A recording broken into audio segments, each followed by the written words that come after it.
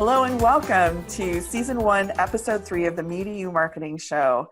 I am your moderator, Dr. Jennifer Brenton, and I have with me the lovely and effervescent Anita Toth. Hi, everyone. And the ever irascible but completely brilliant Dr. Matthew Champagne. Hey, friends. Thanks for tuning in. I'm also effervescent once in a while. Of course. I'll have to add that one next time.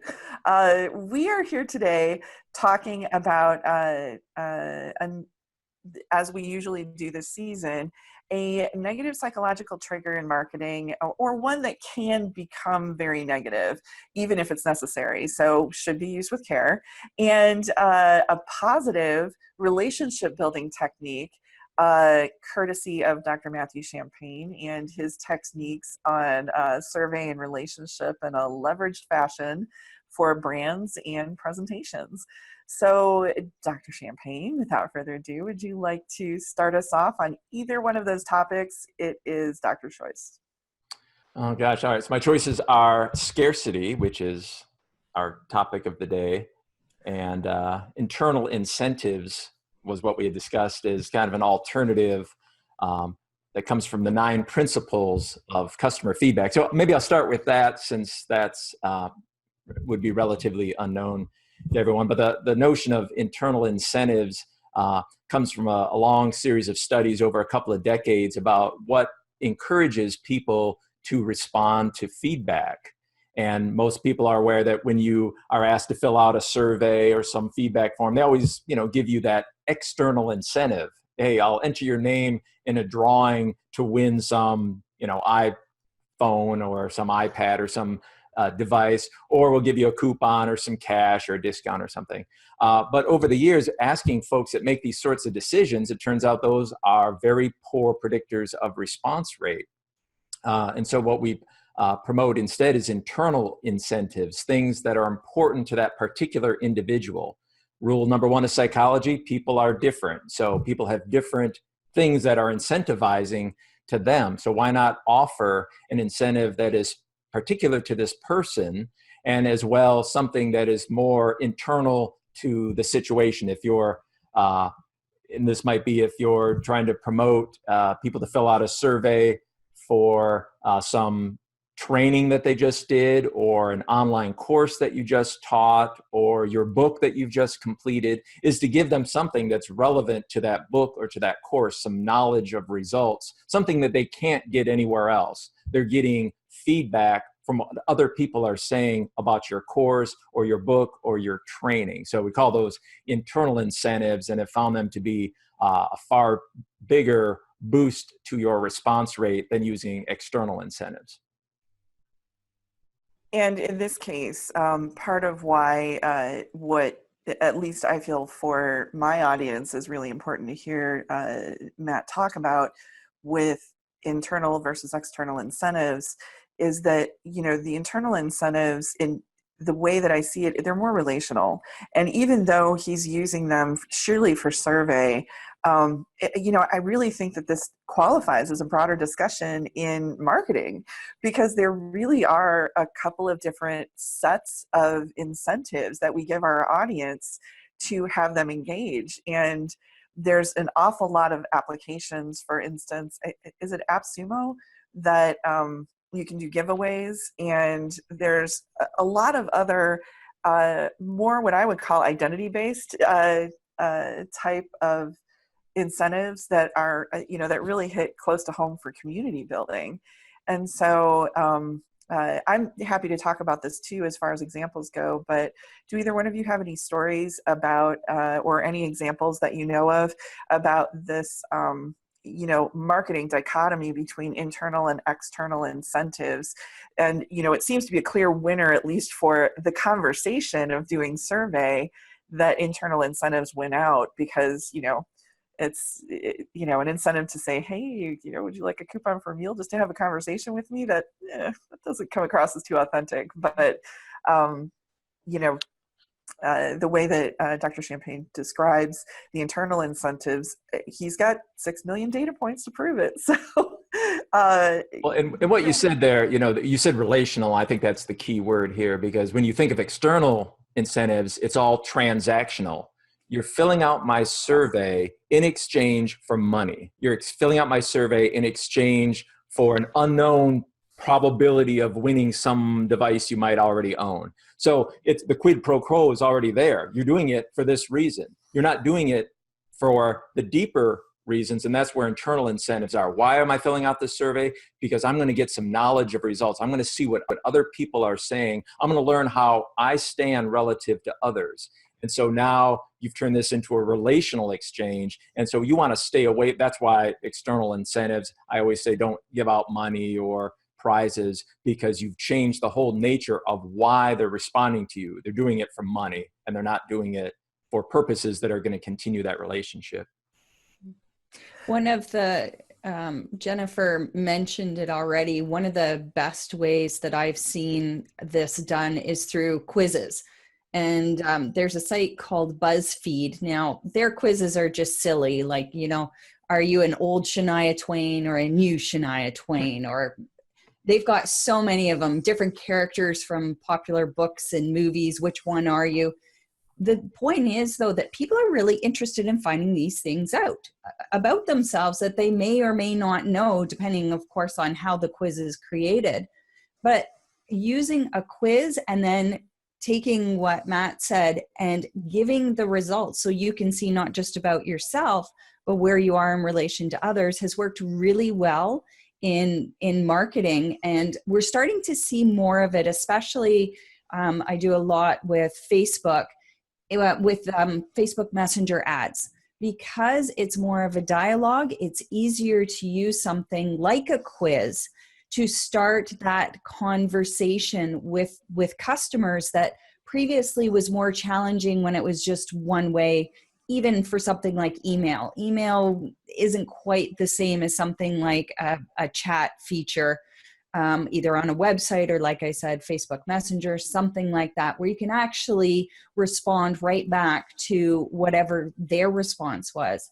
And so we love to learn about ourselves. We love to learn about ourselves in relations to others. And this is one place where we're really going to start seeing a big change in marketing, specifically with Facebook Messenger ads, to be able to start that conversation. And the quiz is the perfect way to begin it. Yeah, I just wanted to back up what both Matt and Anita said, that I was just on the live feed for Traffic and Conversion Summit, which is put on by Digital Marketer, headed by Ryan Dice. And Ryan, in my humble opinion, always starts off the year looking forward by summing up what they did over the past year in marketing. And one of the big themes of the keynote, and also of some of the forward-looking marketing, was really just that. It was this integration of survey, kind of real-time survey, done some, automated for some of it with bots on sites. But it really goes towards giving people something in exchange for identifying who they are and what they want. So their identity and their needs. And then it feeds back to them in real time in a little bit more of an automated fashion, either information that's prepackaged for them, or even a phone call. And the most useful ways and some of the most relational ways, and actually, of course, this, according to them, this was also some of the most lucrative ways, were actually figuring out who really wanted the phone call.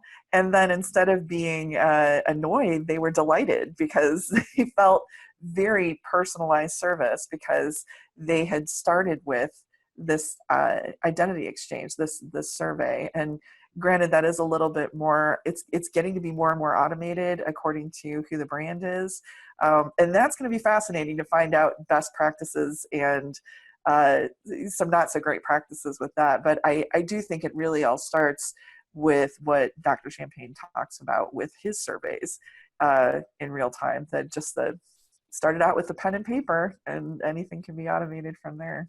Yeah. And both the examples you guys say are, I mean, they're both couched in psychology, from there are maybe a dozen theories of motivation of what motivates people to do the things. We're all familiar with goal setting, which actually is rather ineffective unless has these other components. One of those key components is knowledge of results.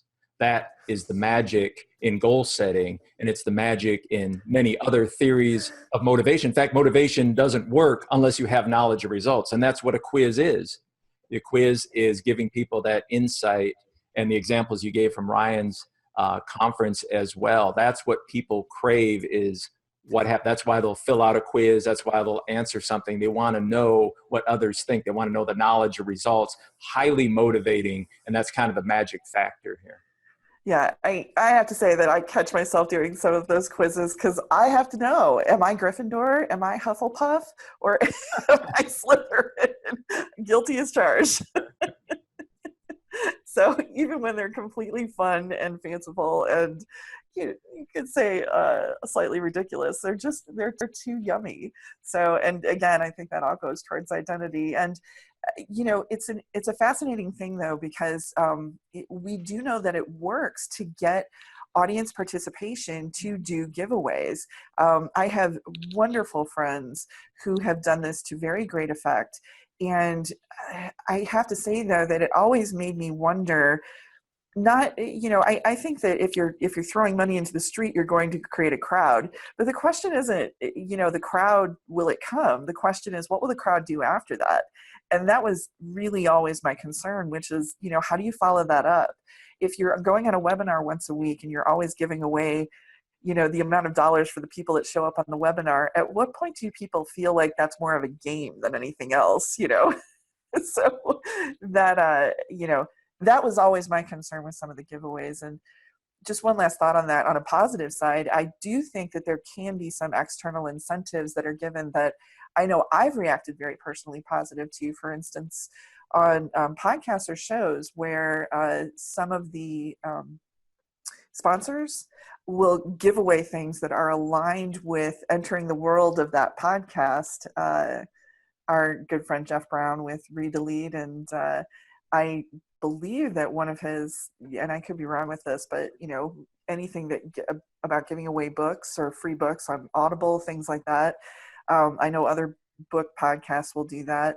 That's very aligned. It's an easy way to join the world, especially if you can't physically read a book. So just things like that, I think. But those are very, very aligned and very specific as a tool to enter a world, a little bit like entering a video game and getting, a free sword in a quest or something like that, just a taste of how to play the game and whether or not you even enjoy the world at all. Yeah. And my mind, it's just unbelievable to me that that tactic of, the external incentive is still used, because we've been surveying. I think the first survey we did was in 1999, asking decision makers. These were at universities and colleges who had to get their students and their alumni and their trainees to respond and give them feedback. And we asked them at that time, 1999, what's the best way to get people to respond? And what's the worst way? Worst way, lotteries. Number one, worst way, lottery. Second was some sort of financial giveaways. We asked the same question in 2001. And in 2003, and in 2007, and in 2013. Over time, number one, worst way, the lottery. So to me, it's just amazing that consistently over a decade, for people to say the worst way to get anybody to respond is a lottery, yet what does everybody use? The lottery. So I've seen so many situations, people will spend so much money on lotteries and giveaways, and it's just not effective. So there are alternatives. We talked about internal incentives as one of those. Anita, would you like to transition that to what we see on webinars with incentives and maybe were you thinking the same thing? I would. And actually, before I do that, there was one thing that I wanted to mention, and that is that I think sometimes it just becomes easier to just say, we'll give this away and try to incentivize people to show or, show up for something like a webinar or to fill out a survey. But the question that people forget then is the quality of the individual they are attracting, and does it align with their ideal customer or client? Because sure, you might have 1,000 people respond, but if only a tiny percentage is actually your ideal customer or client, then you have to ask how effective it really was. And that never really enters the conversation in a big way, and it really should. It should be the first question: who are our customers, our clients, and what would motivate them? And having a good understanding of, for myself, I have it written out. I know who my customers are. I have different profiles for them. So I understand those motivations, and I would know something like, $1,000 giveaway wouldn't motivate them to either buy or to fill out a survey. So I think that that's a really big consideration that needs to come before any of the planning is, who is this going out to? Who do we want to respond? So I just wanted to get that in there because I think it speaks more to how effective something like a survey or a webinar is when you have a good understanding of who actually purchased, who actually filled it out, and do they align with your ideal customer. So that was the point I wanted to make there. Now transitioning to this idea of scarcity, it's one of the things that we see a lot, particularly with webinars. Now, webinars really were popular a few years ago. I'm starting to see now that people are not getting the same responses. People aren't turning out in the same way. They're often really long. But one of the key pieces that I've seen consistently over the years is this idea of scarcity. All right, you've got 15 minutes after this webinar closes and that's it. Cart closes, you're done. This offer will never come up again, or even with the bonuses. So there's a concept called bonus stacking in marketing, and it's often used in webinars where if you buy now, I'll give you this bonus. And then a couple minutes later, there's another bonus. And if you wait a few more minutes, then there's another bonus. And, sometimes I've seen up to 5 or 6 different bonuses of varying values as a way to try to encourage people to buy. And those bonuses always disappear when the webinar ends. It's typically something that you can't find after the webinar or even on the website. And for me, it produces huge anxiety. As soon as I start hearing I've got 15 minutes to make this decision, I start getting a bit panicky. I don't want to miss out, and I don't want to regret not taking the offer, but these bonuses really sound great, and should I, shouldn't I? And sometimes I've bought and been okay with it. Other times I've bought and regretted, which means a refund afterward. I don't like that anxiety producing piece. I don't like the fact that I'm starting a relationship off with this business or guru or whomever it is that I'm watching the webinar or on a Facebook Live even, that we're starting the relationship off on such a negative tone, that I am just feeling so anxious around making this decision instead of feeling empowered by the decision I'm making. And so to use scarcity, unless it's genuine, i.e. you only have a limited number of seats or there is a time frame on it, if you're not using it in those contexts, I actually find that it doesn't work as well as perhaps we would like to think it does. Now, I know that there's some opinions about how well it can work, so I'm going to let somebody else jump in on that, and then I'll bring my counterpoint afterward.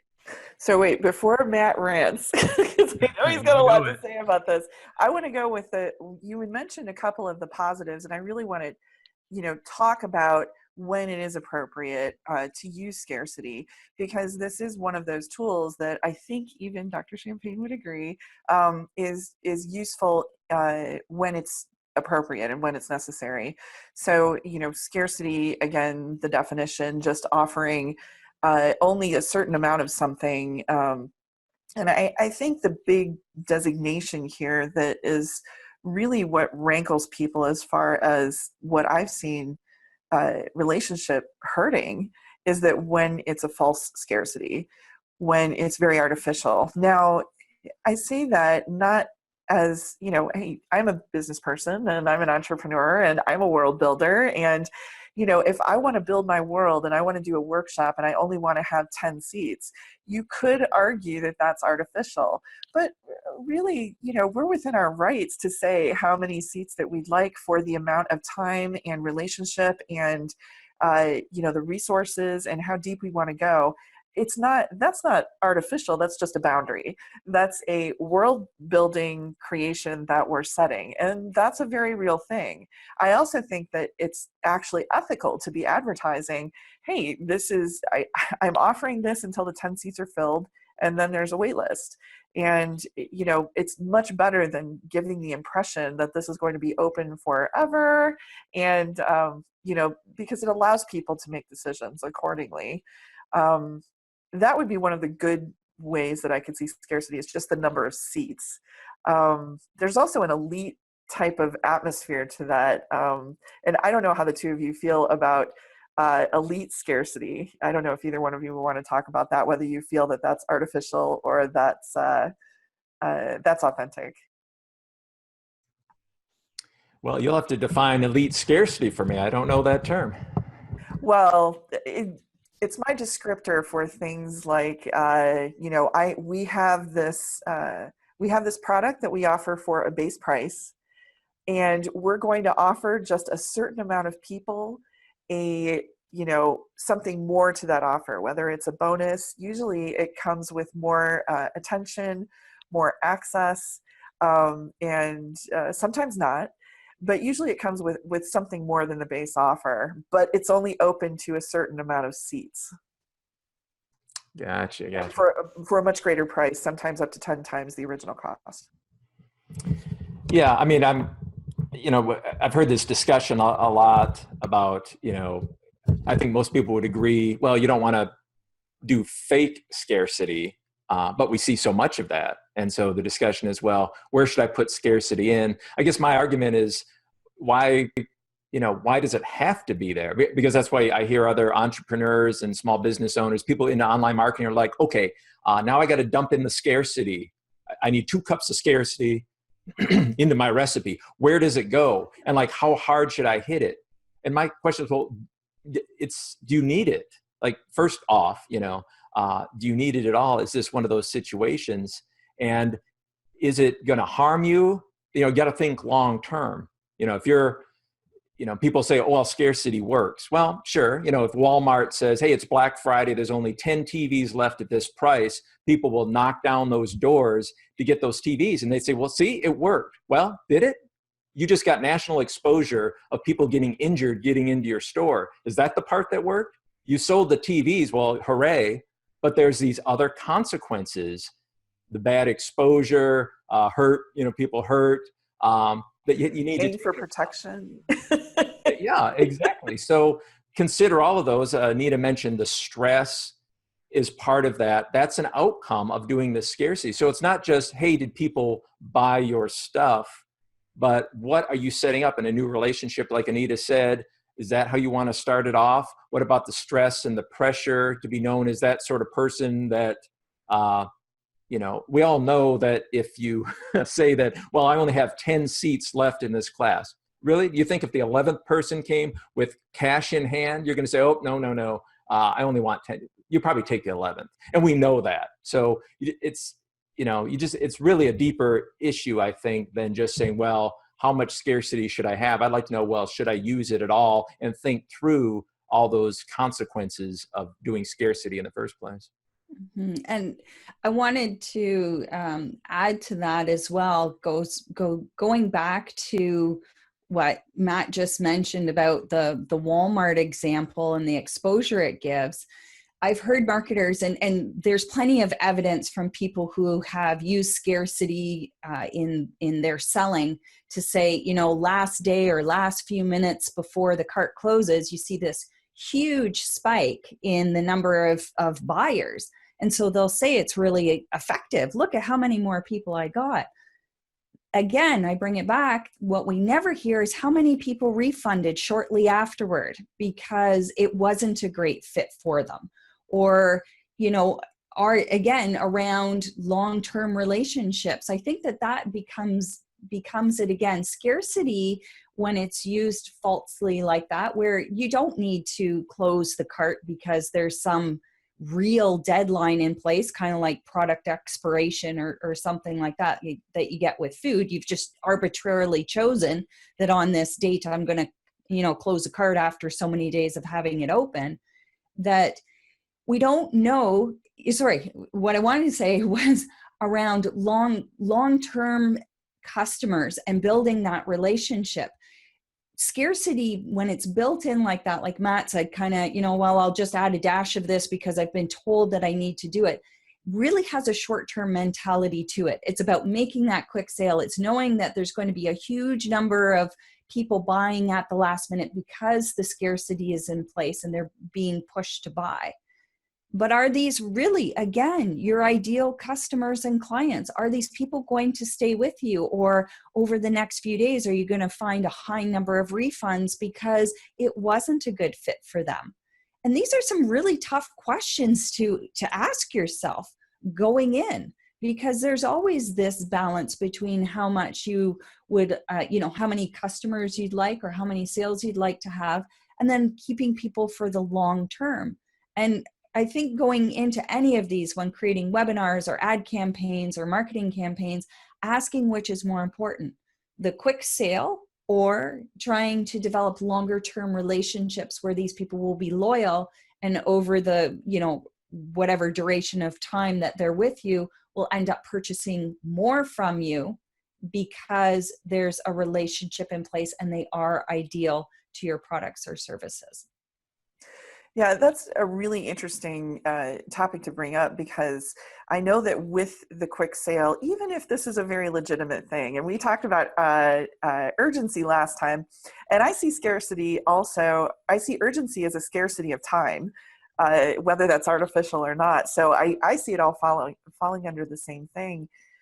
I do feel that the authenticity of it, if you've got a class, for instance, that everyone wants to go through this in real time, so things have to be set up and, everybody needs enough time to read the material and all of that stuff, very legitimate reasons. However, what I find really interesting about this, especially for people who sell online courses, and this was a huge discussion amongst our mastermind groups, and, it was a generalized grumbling, which was how few people actually go through the entire course. And I would argue, well, part of that probably has to do with exactly this, that people were so focused on making the sale and they got in on the sale. And that, there is kind of a gaming aspect to that I actually like. I enjoy taking a look at an offer and saying, oh, it's on sale, I can only get it for this time. I mean, I've gone clothes shopping and I like the discount racks and I've timed things out. That to me is fun. It's not anxiety producing. And so for me, it's actually a little bit fun to go through some of these offers. And again, gamification, right? If I know that there's something being offered, I will completely shop around to who has the best bonus. Who do I want to get to know the most? So it's not anxiety producing for me. It's more exciting, but like a game. But again, what am I doing? I'm really shopping around for the best deal. That's very transactional. That's not really relational. And then the minute that I get the deal, we do have some science behind the fact that actual purchase does release all of the same hormones that we see antidepressants release, or that we see wonderfully carbohydrate rich foods release. And the minute that we actually get that satisfaction, and if that's really the interaction we're going for, is it any wonder that people are like, well, I've kind of soul completed that interaction, next on to the next thing I'm going to purchase. So who are we filling our stables with? Who are we filling our audiences with? Who are we actually going to be walking through this life with as our customers? Matt really goes for trying to get those lifelong customers through survey, those consumers, really serving our audiences. And I think that Anita just did a beautiful job in discussing why people may not be successful at this, even though they may be making bank on what they're offering.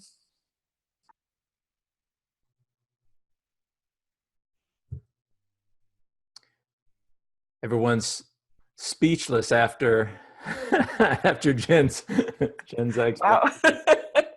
I I am completely flattered. Thank you very much. No, I think it's worth bearing, because we have, the three of us, discussed this at length before we even get on to kind of start recording our discussion. And one of the things that got mentioned, and I kind of wanted to go back to this elite aspect. I think that when people are very honest about why the scarcity, um, honest in a detailed fashion. Hey, we only have 10 spots for this because the way that I do my exercises, we're doing, 10 people, and it's partner exercises, and I really want this small, and I really just want to do justice by you. But on the other hand, we're going to do an application process, and we want to be sure we get the right people, etc. That kind of elite scarcity, I think people really endears them, because there's an understanding there, there's an empathy there.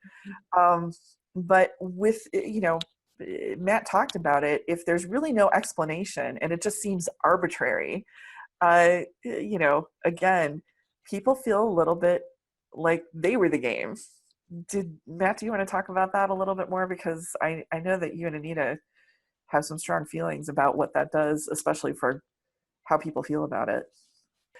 But can you talk about a little bit when people, and I know both of you have stories about this, where there's that perception that there's going to be some more, something more than what you're getting in the base. And if the person who's offering that doesn't deliver in an appropriate fashion, according to how much more the cost is, especially if it's a 10-time cost, what those feelings do, and especially how that breaks relationship. I'm thinking Anita might have a story here. I certainly do, actually. Will you jump in? I'm going to mark this at 1:11. All right. Okay. So yeah, I do have a story around this, and it's not my own story. It's with somebody that I know, and she had joined this group specifically because of the bonuses. If, it was exactly like you mentioned, Jen, extra access. They were placed in these little private groups so that they could work together, and then they had access to the course creator and all of these bonuses. And she paid a lot of money for this. And we talked about it. She was really excited until about a month, 6 weeks in, and some of those bonuses weren't materializing the way they had been promised. And she said it was a limited group. There were 60 people. So I believe they were in 6 groups of 10. And her group started to talk to each other privately about what they were feeling, what they were experiencing. And there was a lot of disappointment. So they brought it back to the course creator and said, hey, listen, we bought in because you promised us these things and you haven't delivered on them. Okay. There were promises that, yes, they were going to step up their game a bit. They just had some struggles. Okay, we've all been, we're all business owners, or we've all had challenges. So it does happen. But a few weeks later, this behavior was still continuing. So they decided, their group, the 10 of them, to go and ask for a full refund and to be removed from that high-end program. And that's what they did. And unfortunately, there was a lot of pushback from the person who created this program. They were very upset with them for having come forward. And I know she's now out. She got a partial refund, but she never will have anything to do with this person again. She is done. And I have my own story around that too. It's not quite the same, but I was on the fence I was on a webinar, kind of like we talked about. That scarcity element came in. Well, here's this bonus and this bonus and this bonus. And there was one bonus that really attracted me. I'm a people person. And it was around weekly phone calls with the person who was offering the course. And I'm like, I have learned so much from those types of phone calls or being in Facebook groups, sometimes more than the course itself. So I was like, it's a fair bit of money. I just recently bought a course. Okay, I'll buy it. So I got into the course material. It was okay. And it was time for one of these calls. And I contacted customer support and I said, why don't I see any information about this weekly call? And they got back to me and they said, oh, it's not weekly, it's monthly. And it's not necessarily with the course creator, but somebody trained by him. And I was gobsmacked. It was like, what are you talking about? Like, that's the whole reason why I signed up. And sure enough, that's what it was.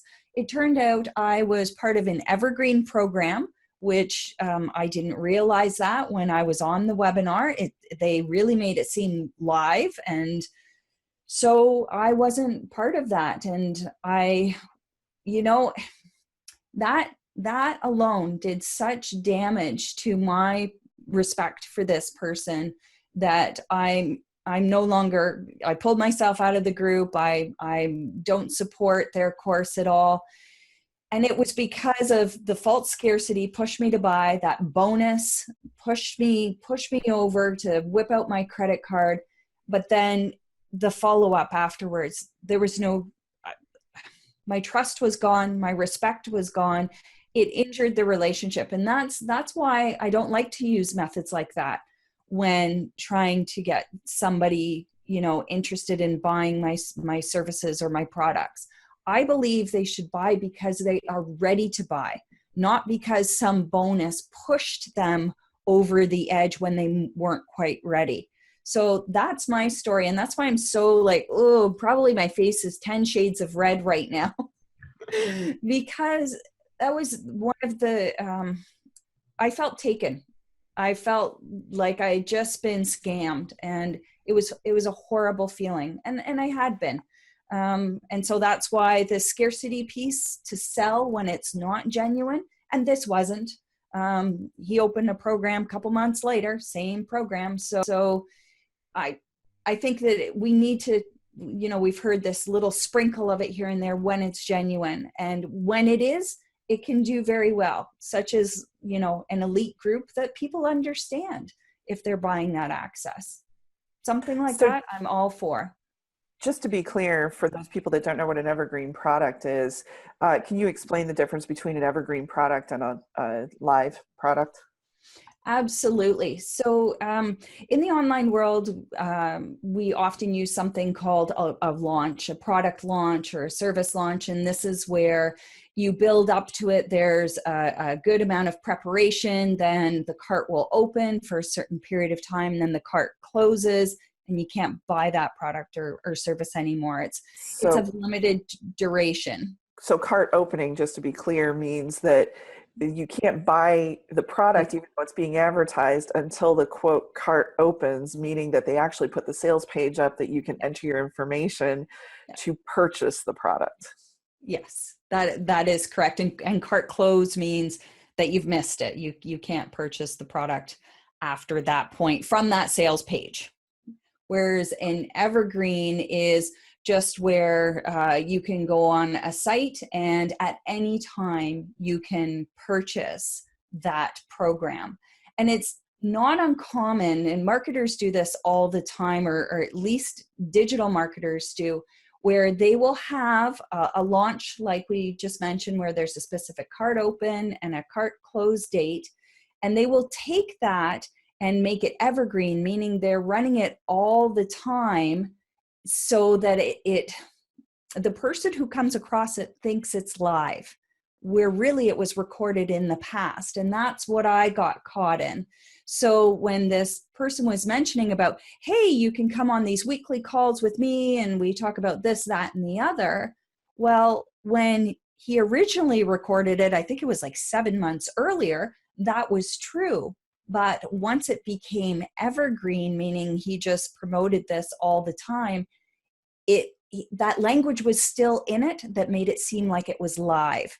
And so I didn't know that. If I had known, I wouldn't have purchased. I would have waited a few months until I was really comfortable with buying the product, and then I would have purchased it. So it's commonly used in online marketing, this evergreen, scarcity, live, launches. But when you start piling them together like this, it can turn out into a situation like mine was, which is a very, very poor buyer experience. Yeah, and I think that this is an interesting thing to talk about, where we've actually got, for those that are new to marketing, we've got a lot of online software now that mimics um, a live environment. For instance, we've got webinar software that will scroll through what appears to be live comments, and it may even say on it that it's live, but actually this is a pre-recorded webinar that will not only bring in prior comments, but will actually thread in the new comments from the people who are on that recorded webinar. We have software, and I was talking about how I see urgency, or basically countdown timers, like there's only so much time left. I see that as kind of a scarcity of time. There are websites and ways that you can do a countdown timer on a website, that when someone goes to visit that website for the first time, it will set a countdown timer for whatever the special is. Or whatever the special offer is. And then that will artificially run out. I've seen it go anywhere from 2 hours to 7 days or 14 days. And then the minute that you clear your cookies in your computer and you go on that website again, the clock restarts. And so these are what I would call the bad side of scarcity, because they're just not honest. And again, even for people that it doesn't bother so much, like me, it doesn't bother me as much, because the first time that it happens, you're kind of like, yeah, that's not right. But because the digital online world is so new to a lot of entrepreneurs, and there's so many things to learn, it's very easy to go, that's not right. But look, it's like one of 1,000 things. That's not the hill I'm going to die on. And that's a problem, because when we just sort of assimilate it, like, well, that's okay. And then we go to try and have a relationship with our audience, and we see it in a checklist. Because I've actually seen scarcity in checklists, so have Anita and Nat, where it's just one of those things that you've got to add into the recipe. It's easy to just add it in and go, okay, that's just one of the things in the checklist, without really checking ourselves and saying, hold on just a minute, there's a right way to do this that will create relationship, and there's a way that, yeah, if you want to make money, it'll happen, but it turns the entire process into gamification at best. And it turns it into, really, I think it's a hit on reputation at worst. I don't know how the two of you feel about it. Yeah, I mean, Anita's stories that she told are sad and devastating, but they're not unique. I mean, there are hundreds, thousands, tens of thousands of those same stories out there. So if you asked the person that did the original selling, hey, did that scarcity work? They'd say, sure it did. They bought, right? Didn't they? Well, look at the repercussions from that. So I think this is one of those things. If you're a salesperson at heart, if you see this as a game, this is all a game to try to get people to buy your stuff, then scarcity is great, because it's a tactic. I got them to buy, and they really embrace that, and how they can come up with different clever ways of doing scarcity. But we're speaking more to the folks who aren't natural salespeople at heart, who have solutions, who want to solve problems for people, who really want to get the message out, and they think they can really help this person, and that person, they feel like they need to push them over the edge, and they're told, well, scarcity is that trick. You do some scarcity and some urgency, some social proof, some of these other tactics, and because you need to push them into buying. They need to buy your stuff, and they're on the fence. So you gotta do this to them, and that's just not always the case, especially when you think through some of the consequences that come from using these tactics. Yeah, the anxiety that Anita and has talked about. It's one thing to have anxiety, like, am I going to make this flight? Am I going to make this bus? And, going through that over time, at some point, some people will just say, hey, do I really have to fly? Can I take a car? Do I really have to go? I mean, nobody really likes to put themselves in this feeling of anxiety or jeopardy or fear of missing out over and over and over again. The hope and the thought is, in joining someone's platform, hey, okay, I just discovered this person. I just discovered this great opportunity, and I'm in. Like, not only am I in, I'm all in, because, I want to wrap my identity into this. And I think this is one of those things that I see where it's almost, I'm going to put it with a little audience abuse because instead of doing things like telling the audience ahead of time, hey, so we do this every year, or hey, I've got this really cool project coming up, and I want to thank those of you that follow me on a regular basis because I'm going to give you way advance notice of this so that you can kind of make up your mind, here's the dates, here's what's going on.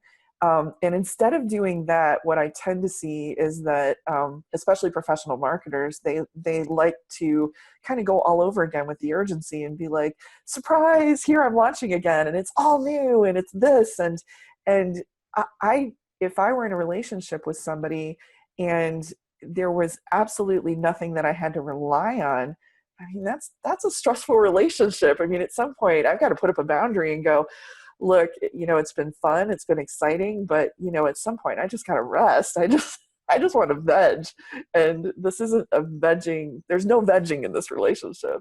Anita, I don't know if you want to speak to that a little bit more. I do actually, and I also sorry about that. I also want to say that I think we've seen this overused, the scarcity, the urgency, that it's getting to a point now where I don't even go on webinars anymore because I know that's going to be part of it.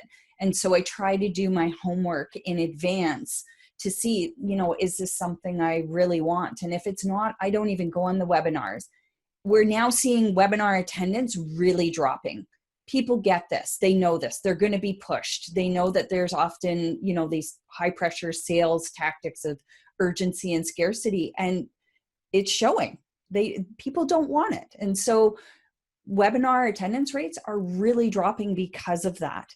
And it worked great, way back when, 10 years ago, when people didn't really know about it. And, this urgency and scarcity seemed more genuine, but it's just been so overdone. It's kind of like, any environment where your stress levels are so elevated, at some point you just kind of go, it doesn't bother me anymore. I'm not going to react to it. So I think that that's where we're at now. I'm hearing it all over the place. Webinar attendance rates are dropping. People know they're going to be sold to. They know they're going to be pressured, and they're just not interested anymore.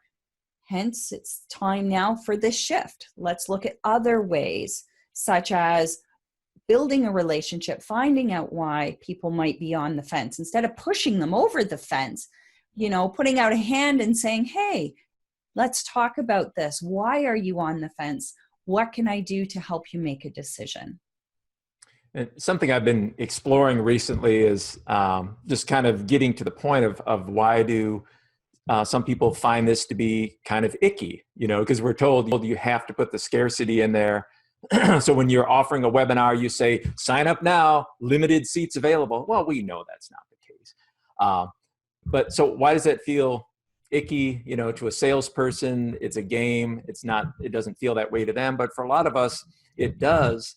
And I just got to thinking about this notion of who we are as professionals, as entrepreneurs, as small business owners. We live with a mindset of abundance.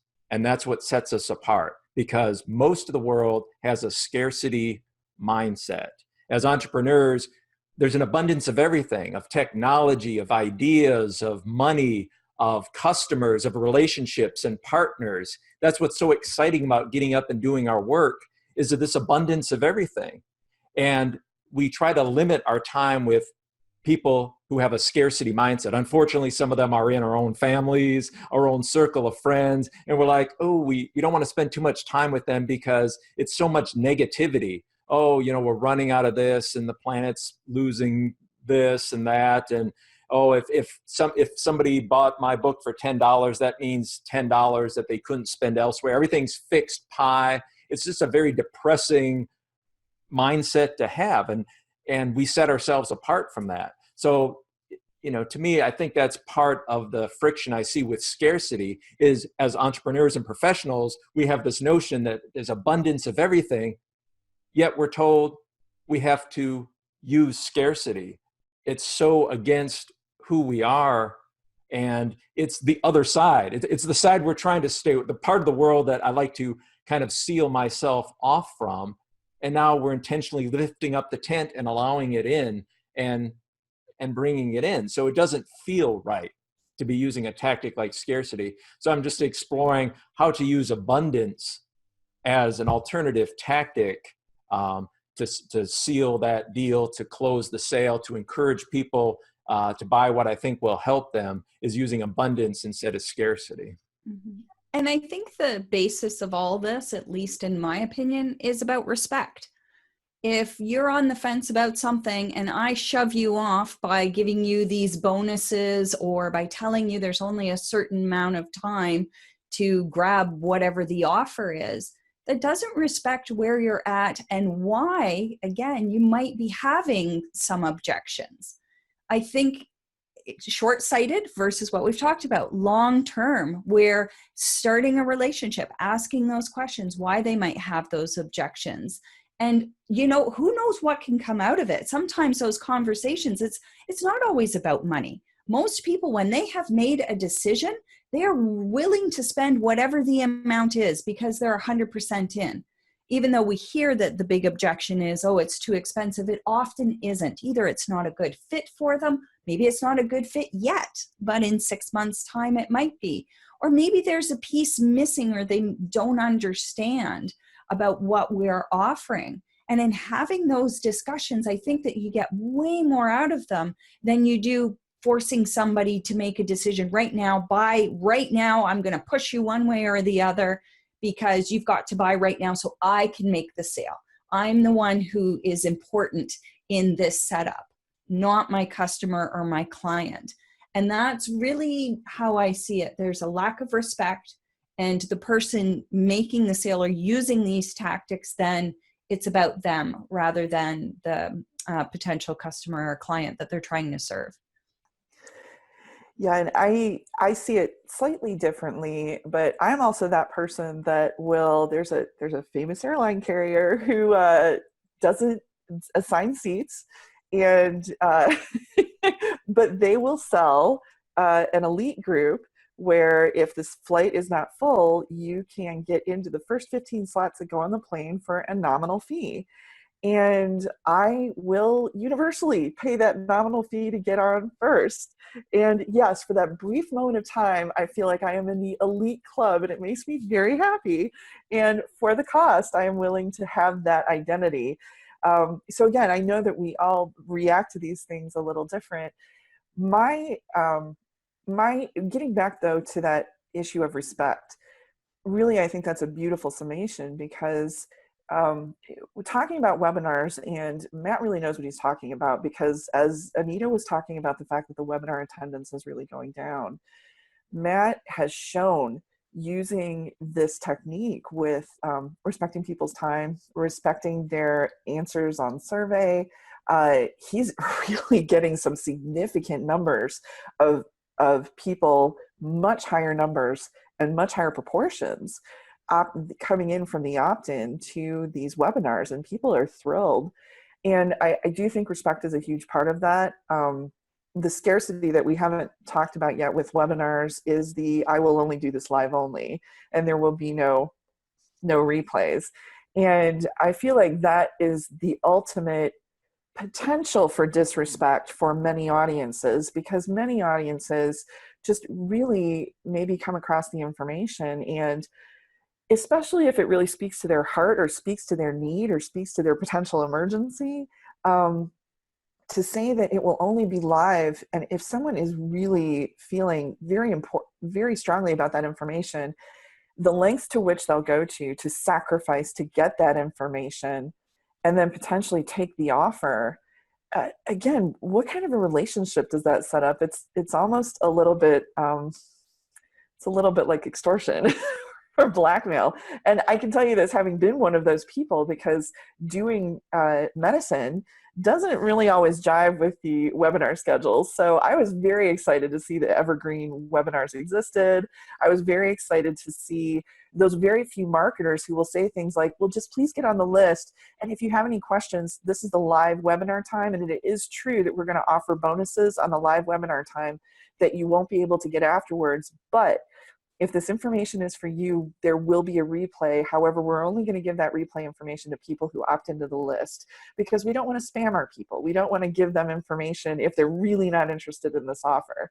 That to me is respectful. It's respectful of the whole list. It's respectful for the people that are really looking for that kind of help from you and your platform.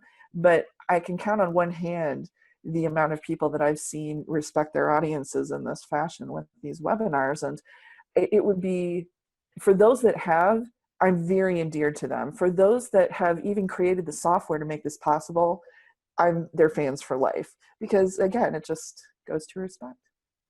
Any closing remarks, summations?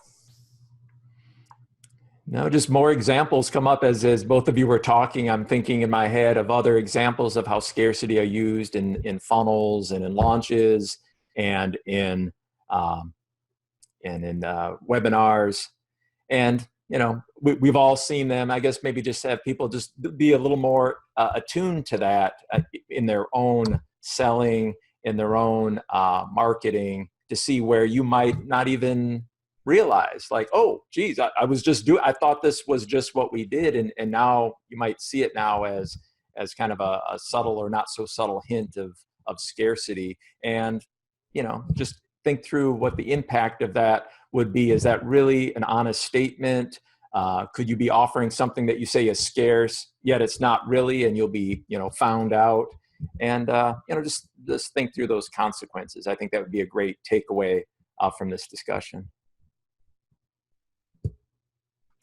Yeah, there are some regulatory FTC trouble that people can get into if they are not offering what they say. So that, just to let people know that is being watched, and it's not just the Better Business Bureau. There are other ways to get in trouble. And you know, why aren't a lot of people talking about this? Because a lot of marketers who have made the big mistakes aren't necessarily going to advertise those mistakes. And I know of at least a few who have completely changed their name, legally changed their name from having such mistakes.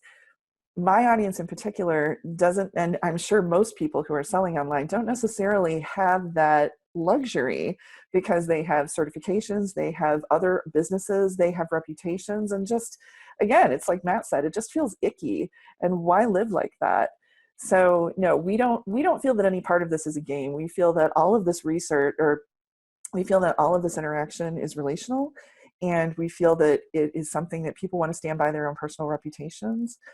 And like Anita said, I think she summed it up best. We'd like to see people demonstrate respect using the best of these methods, even if that means only a little bit.